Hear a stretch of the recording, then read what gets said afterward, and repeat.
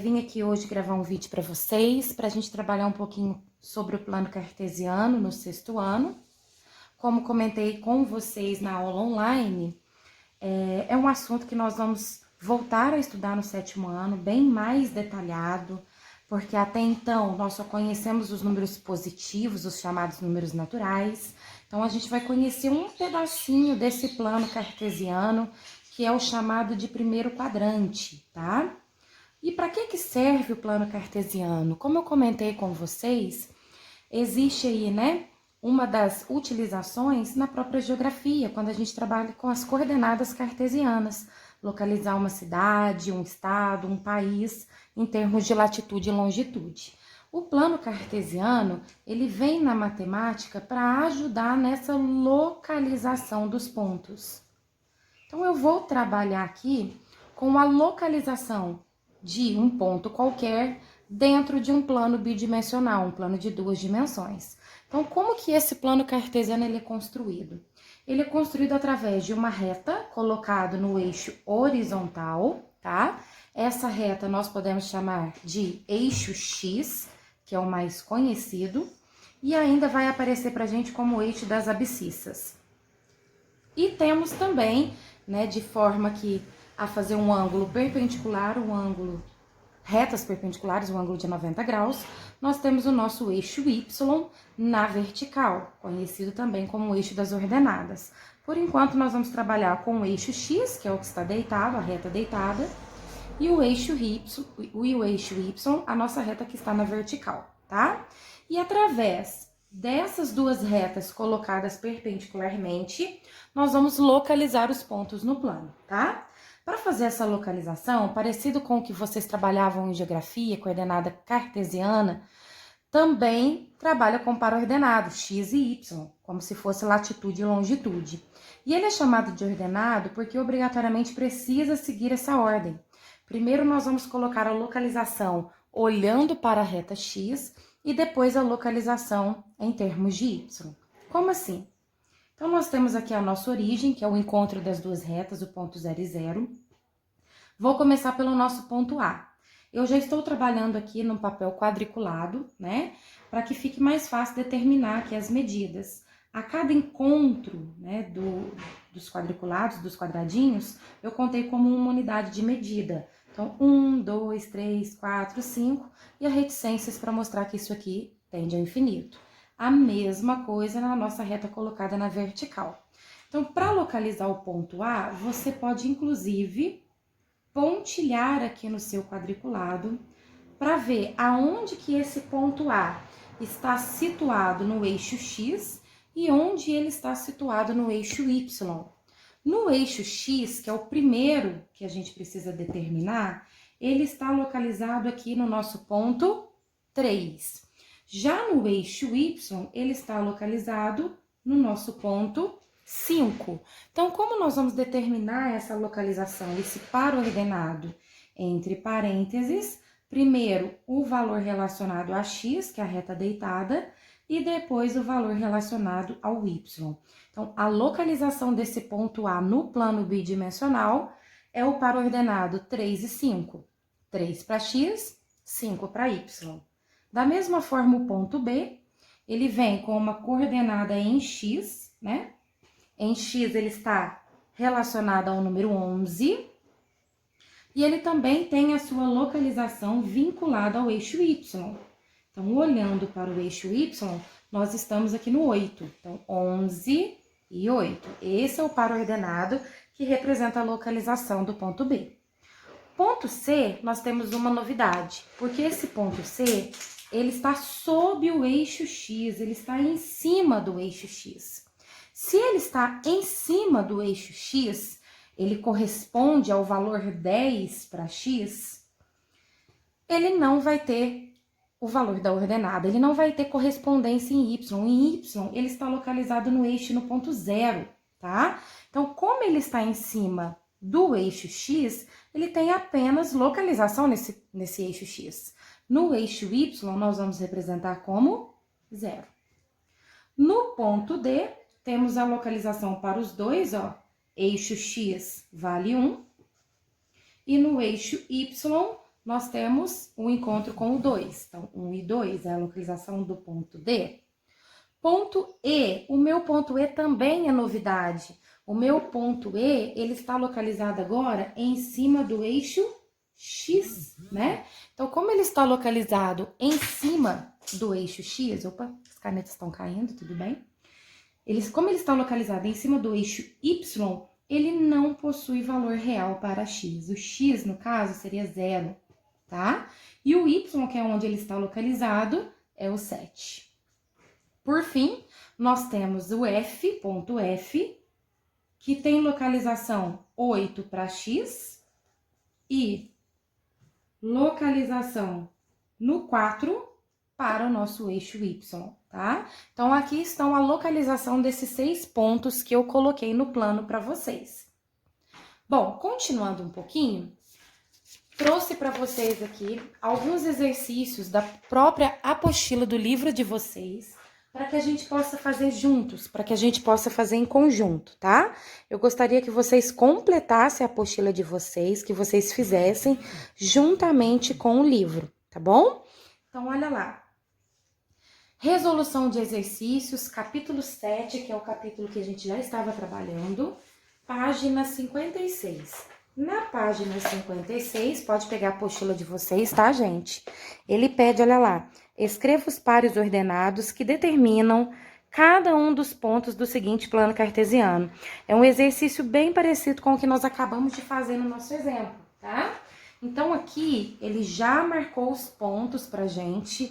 Coloquei um quadriculado aqui um pouquinho menor, né? Mas creio que vocês estão vendo. E nós vamos colocar a localização desses pontos, né? Quando a gente fala de coordenadas cartesiana, eu estou falando aqui da localização, tá? O que é extremamente importante, muito importante por sinal, é que nós não podemos esquecer da ordem. O X, ele sempre precisa vir em primeiro lugar, tá? Então, aqui, eu vou começar pelo nosso ponto A. O ponto A, você pode pontilhar ou pegar a sua régua, né? Para ver onde que esse ponto A, ele tá batendo, ó. O A, ele tá batendo no ponto 3 para X, né? Olhando aqui nessa reta deitada. Então, ele está no 3 para X. Vou fazer a canetinha. E no Y, qual é a correspondência dele? A correspondência dele é o 4, tá? Então, a localização, 3 e 4.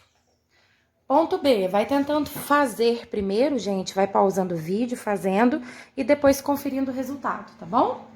Ponto B, o nosso ponto B, ele está aqui. Então, eu vou fazer a correspondência no eixo X, que tá no 6, e no Y, que está no 3. Então, o B, 6 para X e 3 para Y. Professora, se eu colocar trocado, está errado? Sim, o ponto 3 e 6 é um ponto que está localizado de forma diferente no plano, tá? 3 e 6 seria esse ponto aqui, ó, tá bom? Então, nós não podemos trocar a ordem aqui da colocação do X e do Y. Ponto C. O ponto C, ele tem correspondência no eixo X no 11 e ele tem correspondência no eixo Y, ele vai bater lá no nosso ponto 7, tá? Então, para X ele vale 11 e para Y a correspondência dele é no 7. Ponto D. O ponto D, ele está em cima de Y. O que eu expliquei para vocês, né, na folha anterior? Que quando ele está em cima do eixo Y, meu Y aqui ficou mais parecido um X, né? Quando ele está em cima do eixo Y, quer dizer que ele tem só o valor de Y, que é 2. Tayana, mas o que eu vou colocar então para X? No X ele é 0. Ele não veio aqui à direita, né? Então, ele não tem coordenada em X, tá bom? Ponto E, o nosso ponto E tá aqui. Correspondência dele em X é o 2. Correspondência dele em Y é o 8. Então, nós temos o ponto aí, 2 e 8. F, olha o F aqui, ó.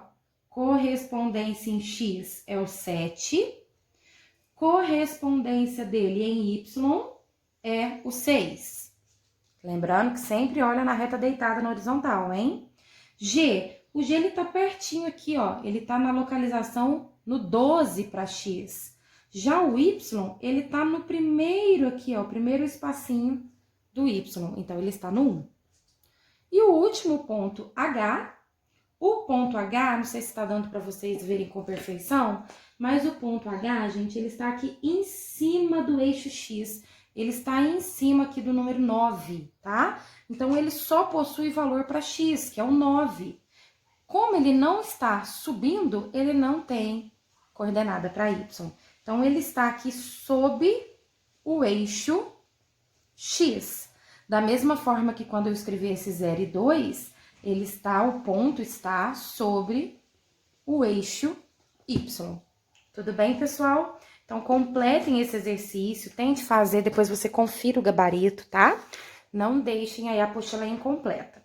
Mais um exercício envolvendo o plano cartesiano, ainda da apostila de vocês, ainda do capítulo 7, também página 56.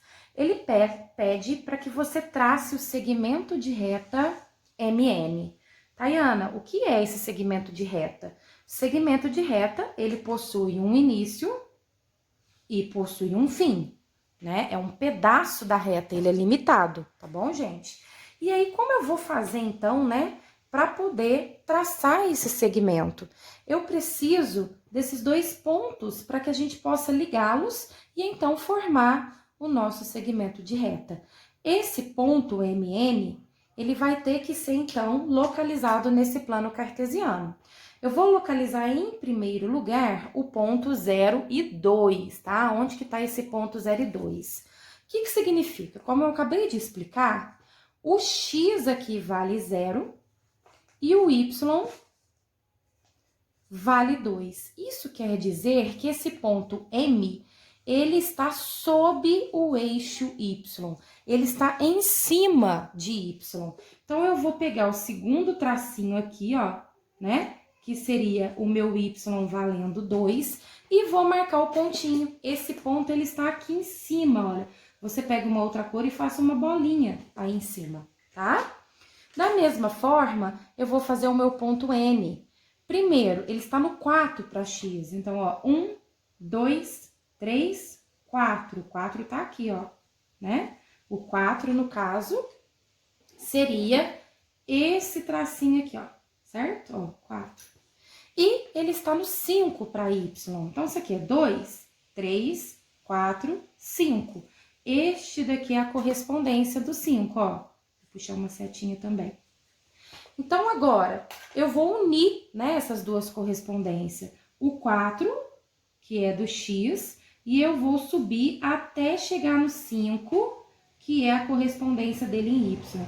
Esse ponto aqui, formado pelo encontro, quando eu subi de X e quando eu caminhei do 5, é o nosso ponto N, tá? Então, eu já tenho o meu ponto M, que está aqui, e eu tenho o meu ponto N, que está de cá. Bom, basta fazer o quê? Já que ele pediu o segmento de reta, você vai pegar a sua régua agora e unir esses dois pontos, traçar esse segmento de reta aqui, ó. Tá bom? Pode fazer aí, que vocês vão perceber que é um exercício bem simples, ok? Vamos lá, continuando mais um pouco.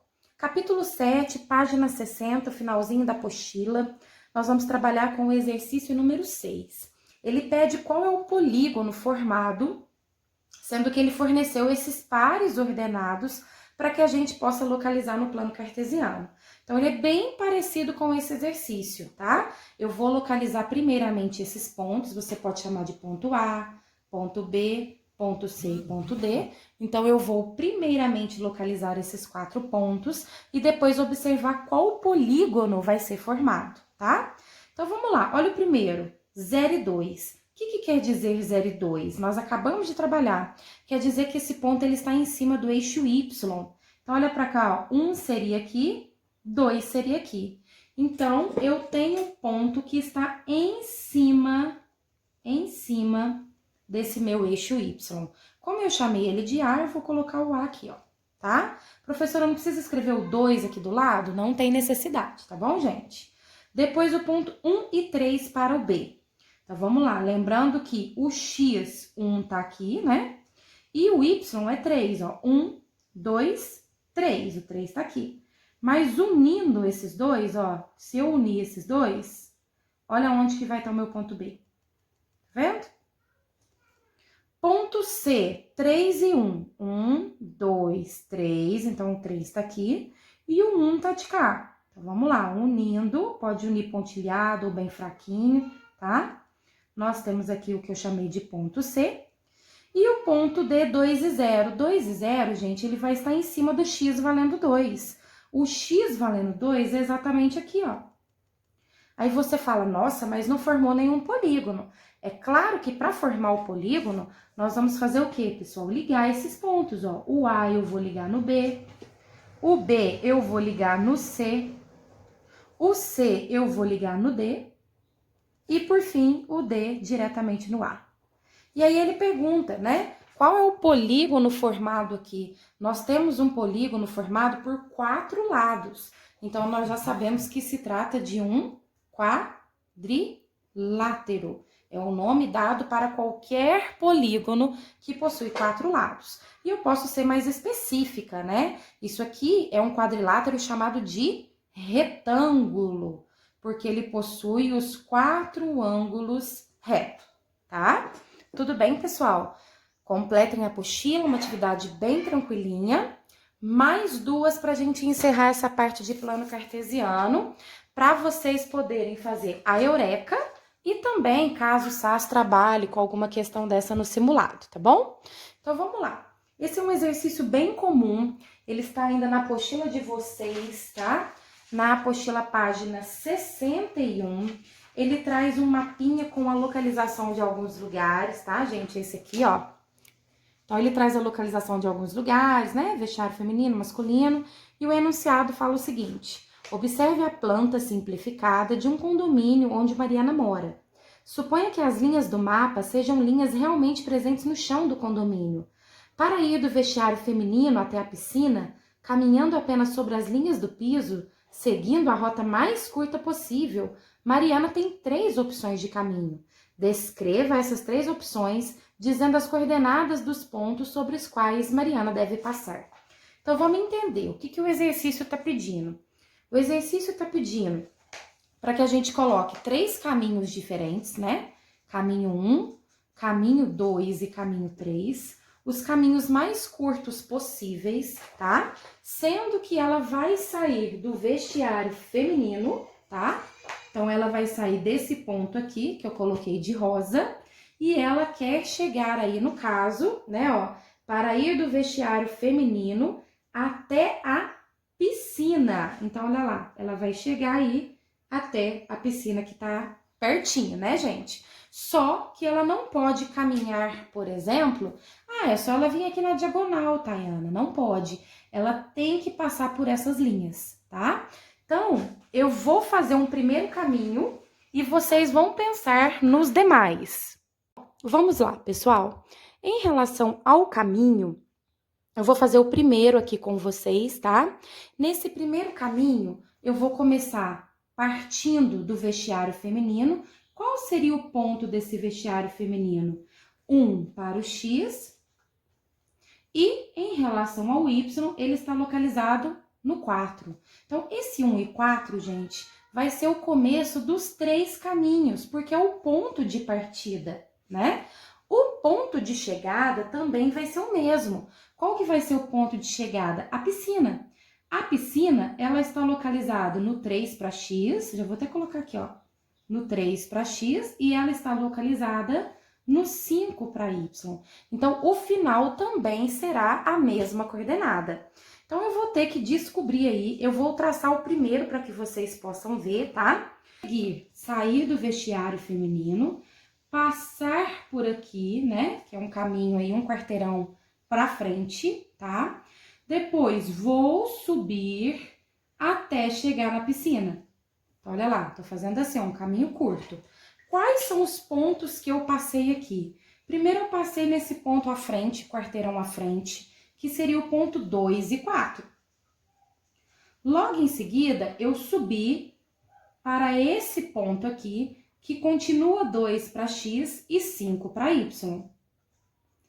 Por último, Depois que eu cheguei nessa localização, eu chego até a piscina, que é o 3 e o 5. Ponto de chegada igual para todo mundo. Vamos lá. Qual seria mais um caminho que eu consigo sair desse vestiário feminino e chegar aqui na piscina?